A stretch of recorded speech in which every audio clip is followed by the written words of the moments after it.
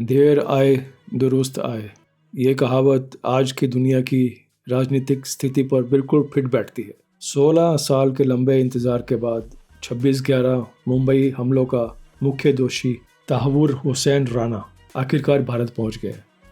आज गुरुवार को तहव्वुर राना स्पेशल फ्लाइट से दिल्ली पहुंचा।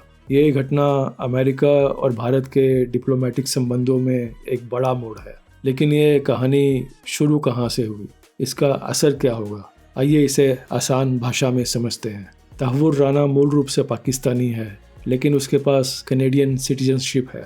वे डेविड हेडली का करीबी दोस्त और साथी था। हेडली ने मुंबई हमले के टारगेट्स की रेकी की थी।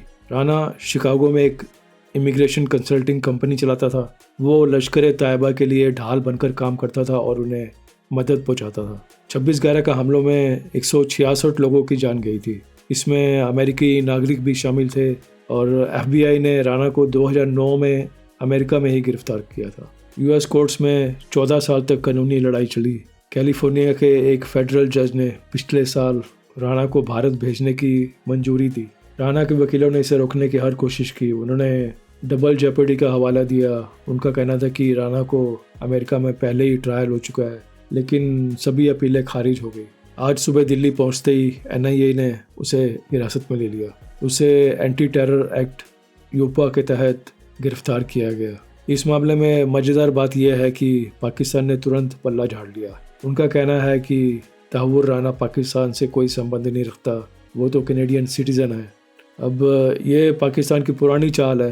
वे जब भी दुनिया का दबाव बढ़ता है, अपने आप को शामिल होने से इनकार कर देते हैं, जबकि सबूत बताते हैं कि राना का पाकिस्तानी इंटेलिजेंस एजेंसीज के साथ गहरा संबंध था। USA ने इस एक्स्ट्राडिशन को महत्वपूर्ण बताया है। उनके अनुसार ये 26/11 के पीड़ितों के लिए न्याय की एक दिशा में एक ज़रूरी कदम है। ये भारत और अमेरिका के बीच सिक्योरिटी कोऑपरेशन का एक बड़ा उदाहरण है। दोनों देशों की दोस्ती मजबूत होने का ये एक सीधा परिणाम है। USA में नरेंद्र मन को स्पेशल पब्लिक प्रोसिक्यूटर नियुक्त किया गया था। वे इस केस को देख रहे थे। अब वे भारत में भी ट्रायल में अहम भूमिका निभाएंगे। अब राणा का भारत में ट्रायल होगा। इसमें उसके लश्कर तैयबा और ISI के संबंधों की जांच होगी।